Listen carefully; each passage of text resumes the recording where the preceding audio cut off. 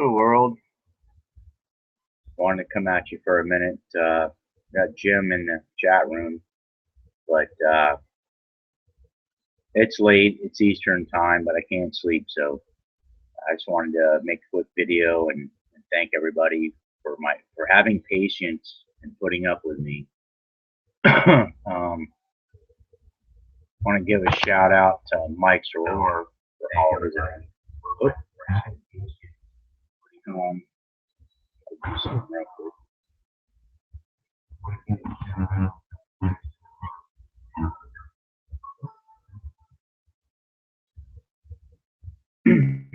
Okay. Sorry about that. I have my volume up. Can you hear me, Jim?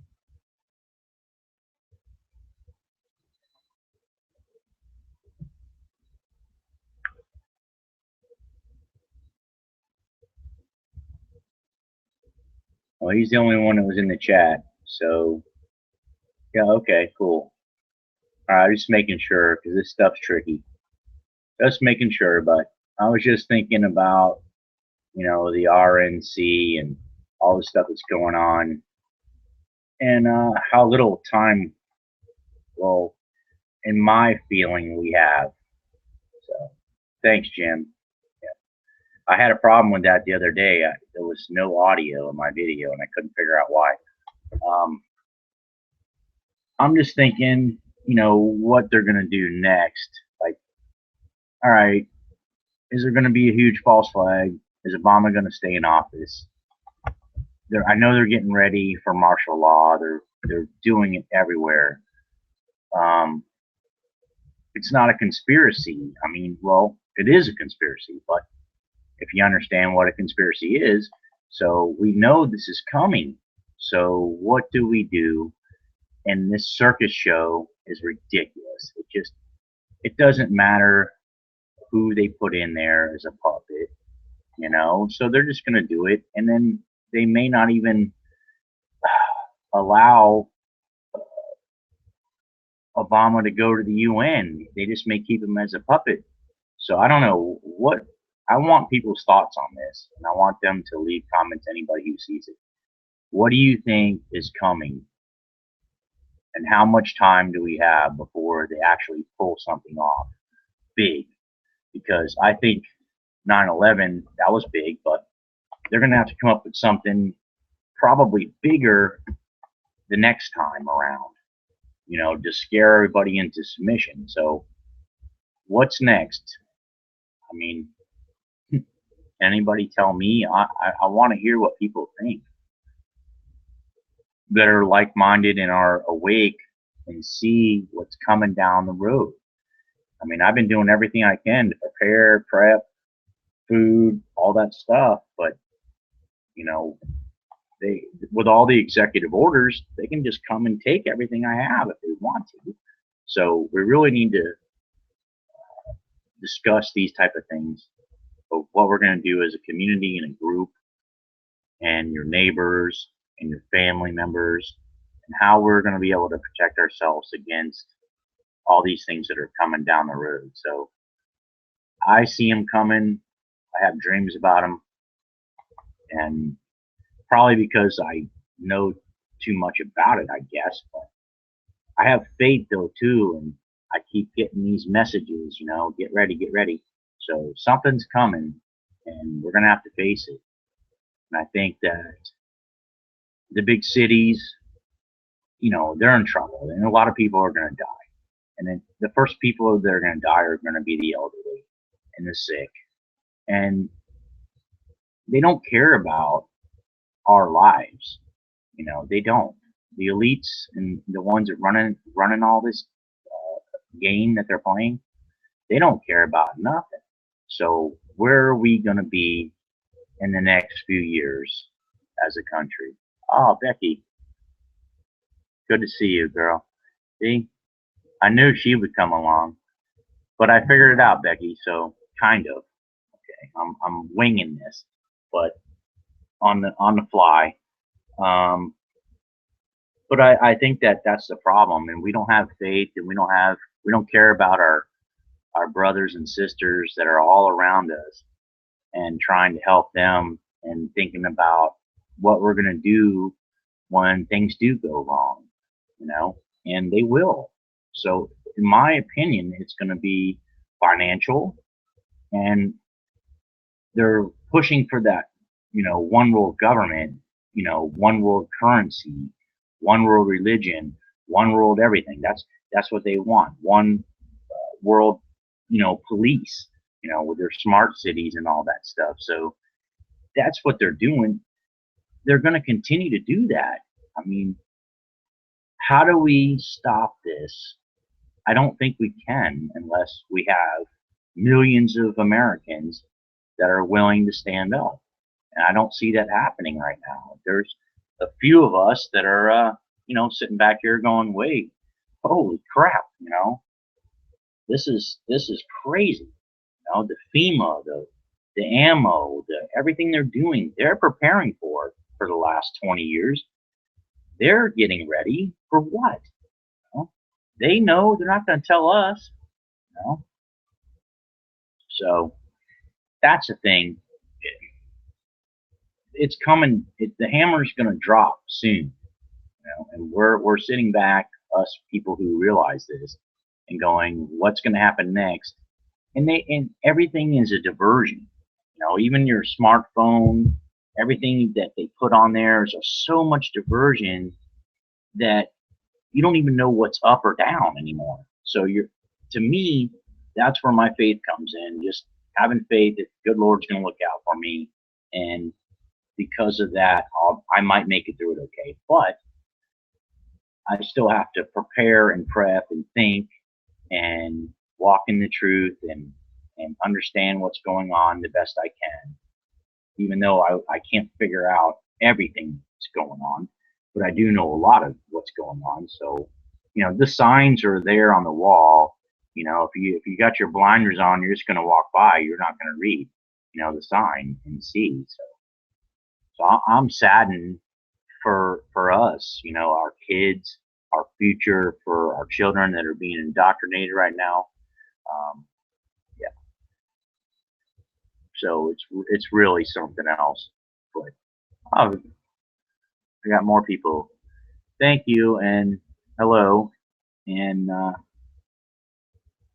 finally got this to work where I can see you guys chatting. So Christine, yeah, you're one of my favorite people too out there that you understand stuff and the medical thing, and we talked before about Jimmy, and I'm going through a heck of a time with that. I gotta get a lawyer now for him so that he can get SSI and all that, because they already denied him. So he's in renal failure. How are you going to deny someone like that? But they do, and people that come out of prison and stuff get it immediately. They're on it. I don't know them personally, but people telling me, yeah, they're getting $1,200 a month. They just got out of prison. What the hell? So, it's really nuts. And a friend of mine that I'm letting stay here right now, he needs it. His back is totally screwed up. He can't hardly stand up for more than 10 minutes at a time. I mean, he needs to get that. He worked all his life. He's almost 60. He deserves it. But nope, got to have a lawyer. Can't get it. Denied. But yet these other people can get it that don't even deserve it. They never even worked a day in their life, probably. So the system is so upside down, But again, I want people's opinion on how much farther in time do you think we can go before things collapse, before the petrodollar worldwide collapses. That's what I want. That's what I want to get out of people. How much longer do you think we can keep on with this? Because you can kick the can down the road only so far. In like 2008, we should have collapsed the industries, but in the car industry, the manufacturing, no, all they did was bail everything out and they never even, most of them didn't even pay the money back. So that's why we're so many trillions of dollars in debt. How can this continue? I don't think it can for much longer. So it's a facade. So let's see how much longer this is going to last before the world currency, the U.S. Federal Reserve private bank note can survive. I just don't think it can.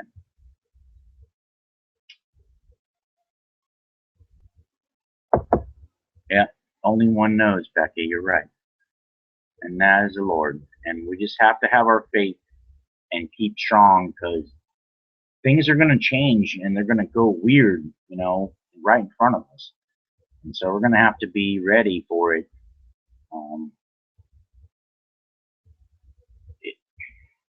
the smart cities, the UN, people don't think that they're going to be able to deal with, to be able to actually implement this. But our military has been reduced. All the good leaders that we had have been purged. They're sending them overseas. They're bringing in, UN and other people, other forces that will actually be willing to, put us in that situation where we're in martial law, where they don't care about killings.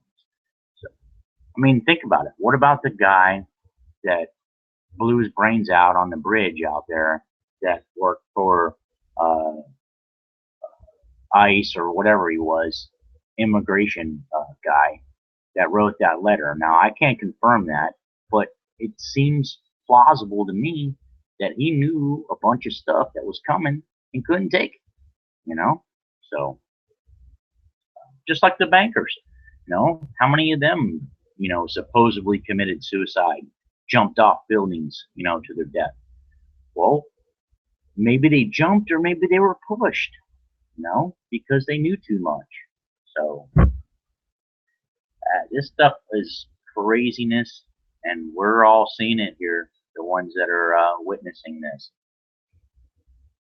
It's an amazing time to be alive, because we're at the cutting edge of something. We're at the moment where things are going to really change, but which way are they going to go? Is it going to be complete downfall of humanity itself, or are we going to rise up and we're going to take back humanity itself through the world? Because the world is totally being controlled by them. They're controlling everything pretty much. And that's why we have all the proxy wars. That's why we're in Syria. That's why we were in Afghanistan. That's why we were in Iraq. Blah blah, on and on and on. It's so ridiculous. But no one can see it though. Why? Why is it just a few that can see the ridiculous stuff that's happening, and they can't see beyond their little world? They can't see the bigger picture. They can't see the whole world, and how the whole world basically is on fire right now.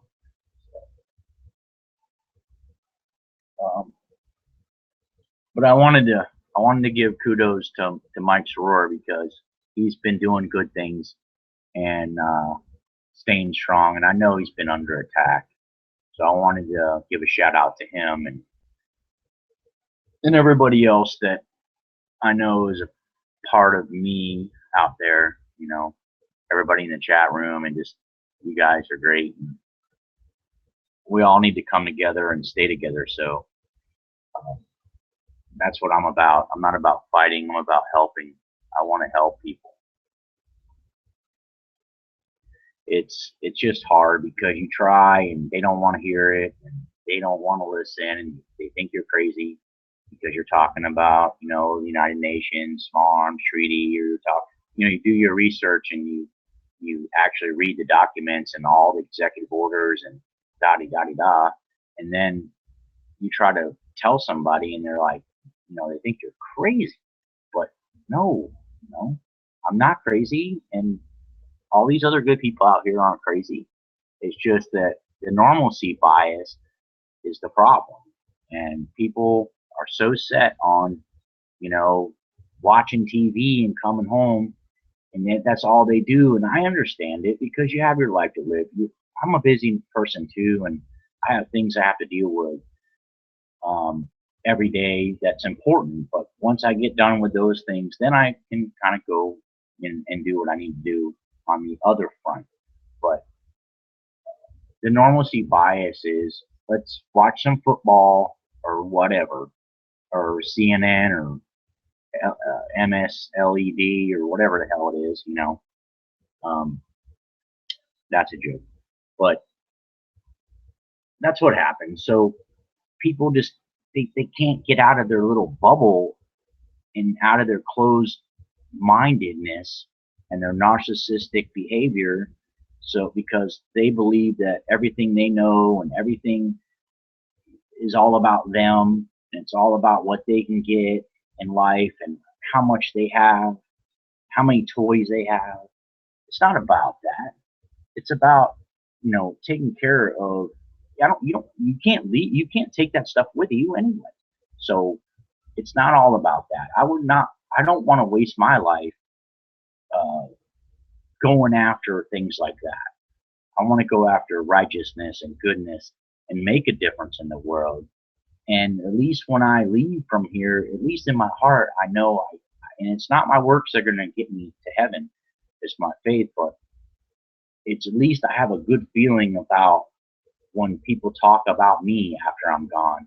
You know, that Tom was a good guy and he really tried to help people. And you know, it's kind of wrong for me to even say that because I don't want to try to say I'm someone special because I'm not. And when you do good deeds for people, don't go around bragging about it. Just do it. And don't tell people. You don't have to tell people. Just go and do it, and then you know in your heart that you did good things, and that's what matters. And not bragging, oh, I did this, I did that, because people do that all the time, and it upsets me. It's not. Do it and keep it in your heart. You know, I don't go around telling people everything I do because that's my business, and it's in my heart what I do. So, I make mistakes, and I'm not a perfect human being because we're none of us are, and we're all sinners. We all make mistakes, and we have to realize that, and that we all need to love each other too. You know, and as crazy as it may sound, sometimes I pray for my enemies because my enemies are everywhere.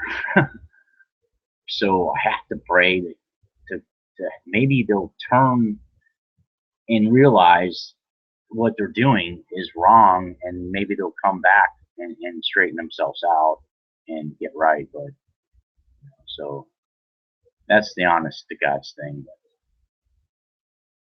So I'm not anybody special. I'm just a normal human being that cares about the future of our children. And the way we're going right now with this technology and the indoctrination in the schools and the programming, it's scary, and it really concerns me because I'll be gone maybe before all that. Well, probably not, but I'll see a lot of it. But it scares me, you know, that pretty soon you're going to go to like Walmart and it's going to be a robot. It's not even going to be a human being. There's no job there. Even that job will be gone because they've already went to the quick checkout, self checkout. Well, that's what they're doing. It takes one person to monitor 8 or 9 checkouts. So they don't need to have all those lanes. They have, how many lanes do they have? I mean, they got like 15 lanes, but none of them are open. There's only 3 maybe open. Even in the peak hours, everybody's going to this self checkout thing. So that's where it's going, automated. It's going to AI, artificial intelligence. That's what's going to happen when you go to McDonald's, which I never do. But when people go to McDonald's or wherever, it's going to be robots and machines, man. Going to make your burger. What kind of burger you want? And then you're going to have a burger. Well, what about all the people that are employed for those companies all across America. What are they going to do? We already have almost 100 million people that are not working. 100 million. That's 1/3. That's 1 out of 3 Americans that are not actually working. So I'm reading in the chat real quick. Yeah.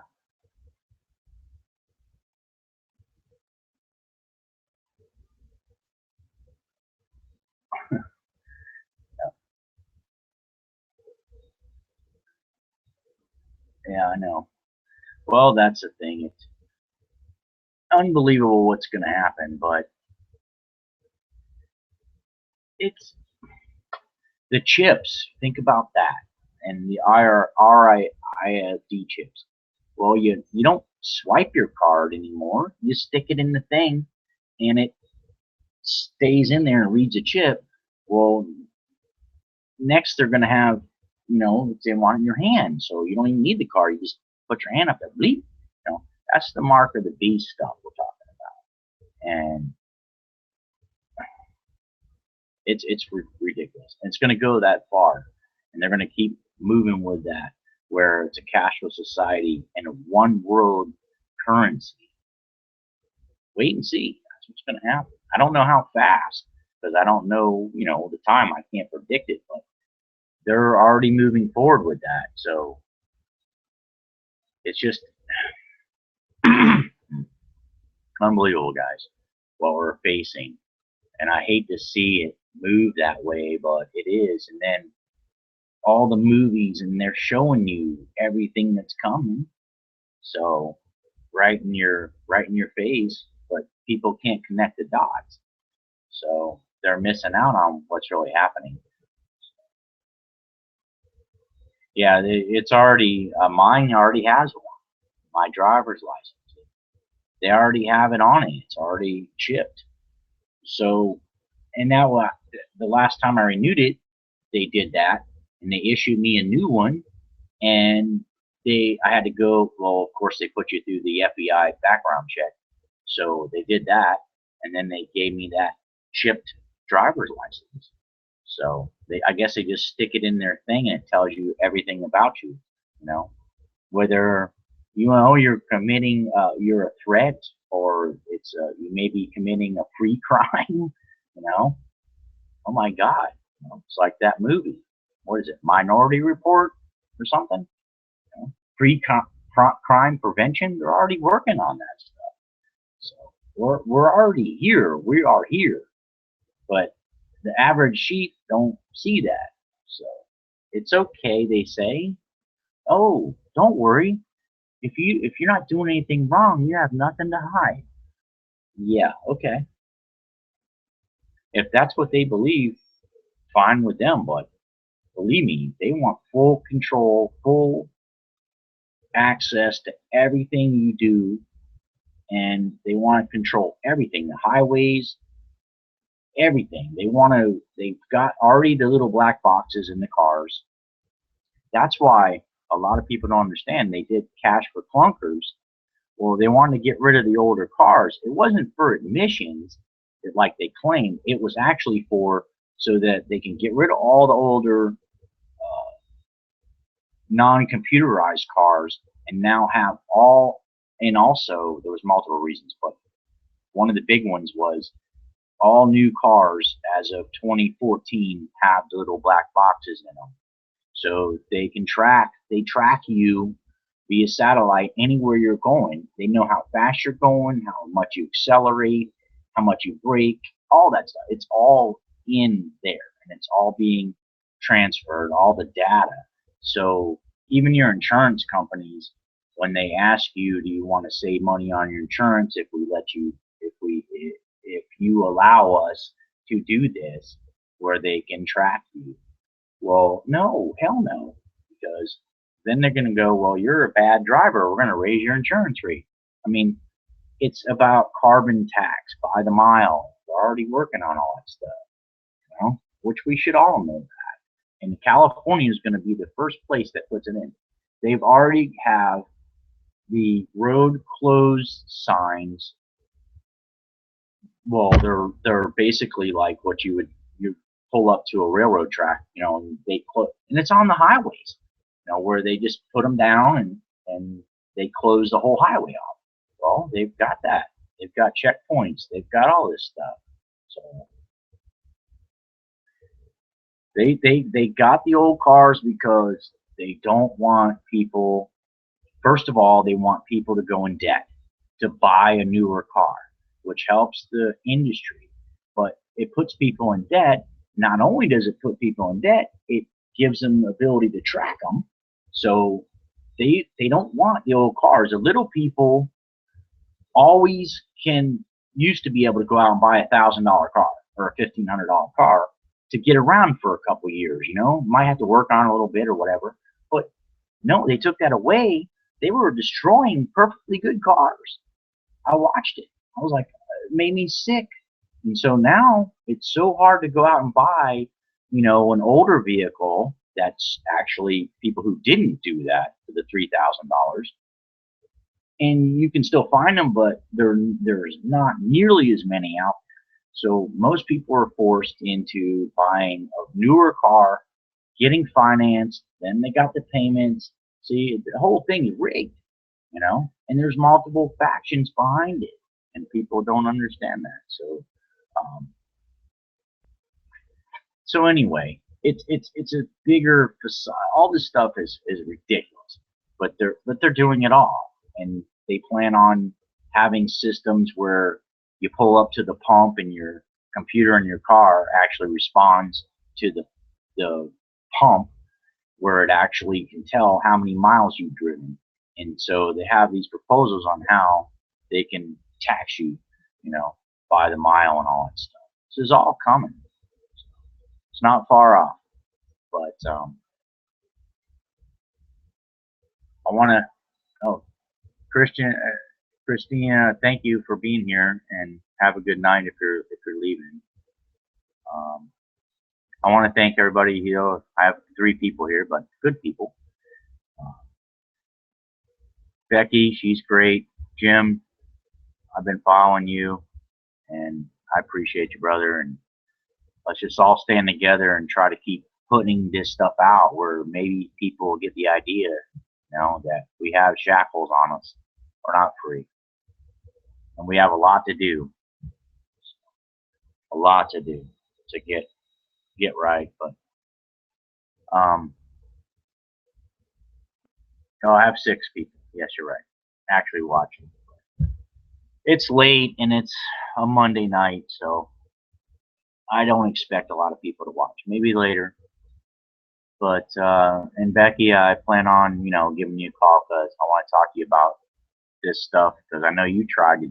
I don't know if that worked for you or not, to do a hangout thing for Mike or whatever, but I appreciate everybody, and I'm gonna get my butt to bed. So there's Valley. What's up? Yeah, the lurkers. Yeah, I know. It's all good, man. I'm glad to see you here. Well, maybe I won't quit just as fast, but I know it's good to see you, and I respect you. Okay, I hear you, Becky. Yeah, yep. That's cool. Yeah, I'm glad you came on. I'm glad you came in the chat room, Valley. But I respect all of you, and that's the thing. And I want us all to get along. I'm so sick of people fighting over stupid stuff. It just blows my mind. I just can't believe it. And the people who are so dishonest and like right in your face that way. So you give them a little bit of trust, and you think, all right, maybe this person's okay. And then next thing you know, it's this big circus, and everybody's fighting, and it's just unbelievable.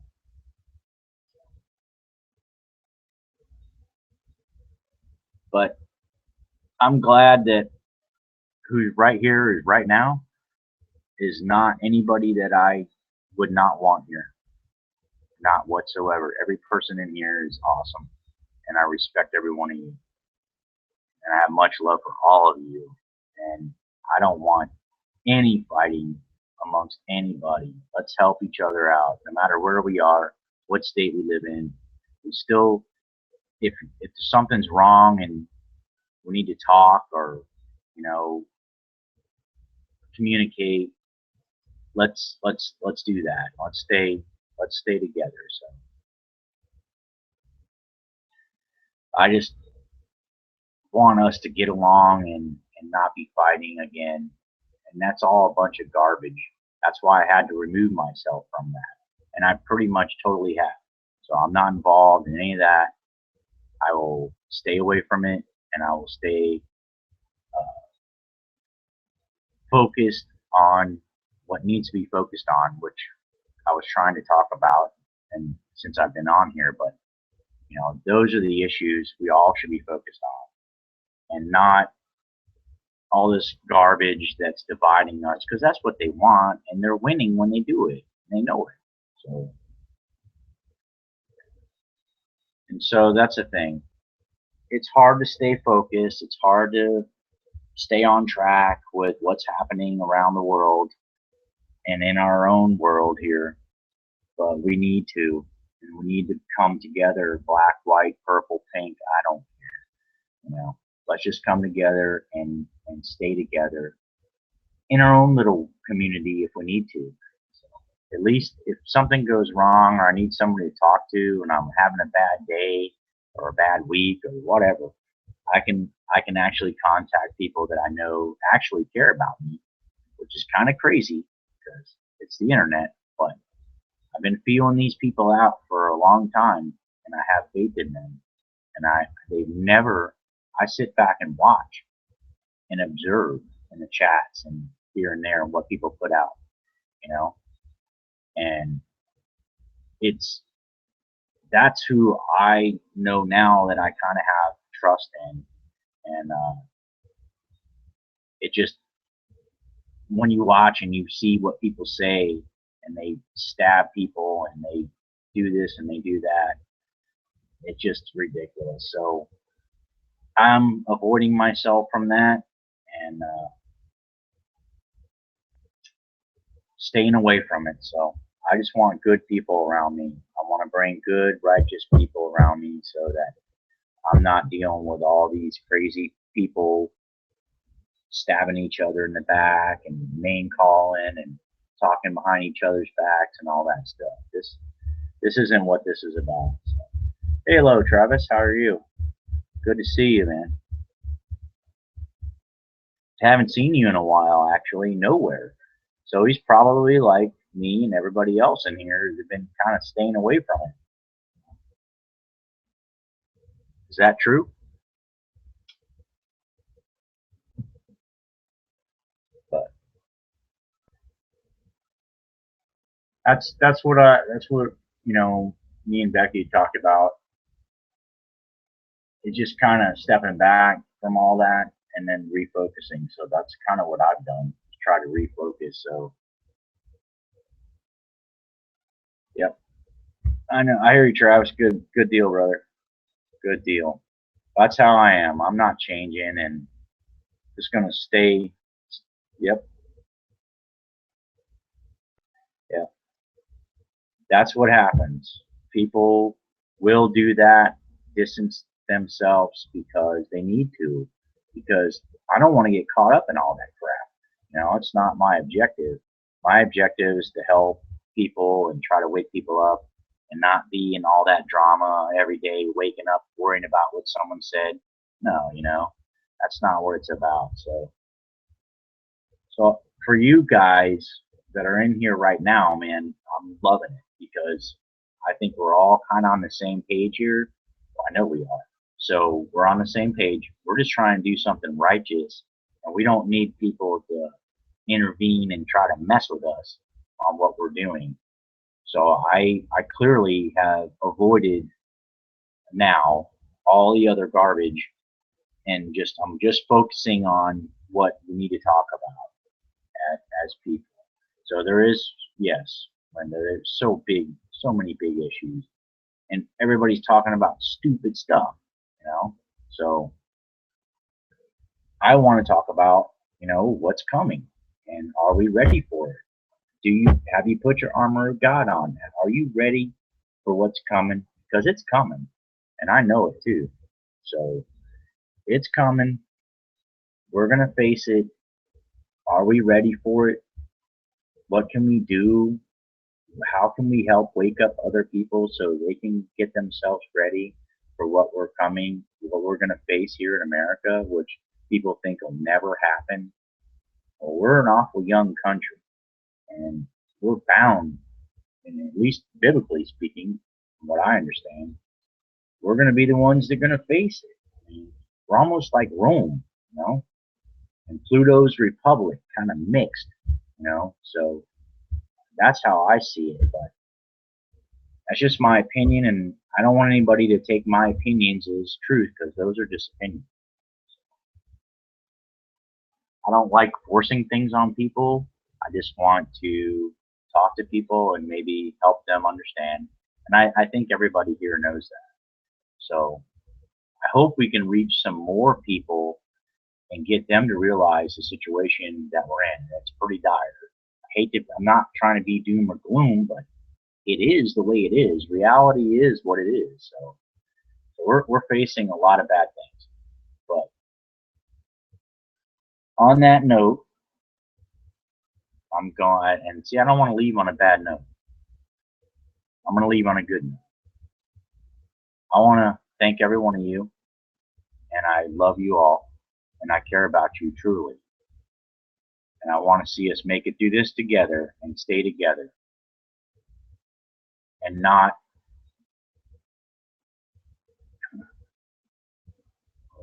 yeah, yeah, I know. I just want us to stay together and not like be dissing each other and going after each other for stupid things or minor little high school, grade school stuff. I just want us to be able to. How are we ever going to win this war if we can't come together as good human beings? So,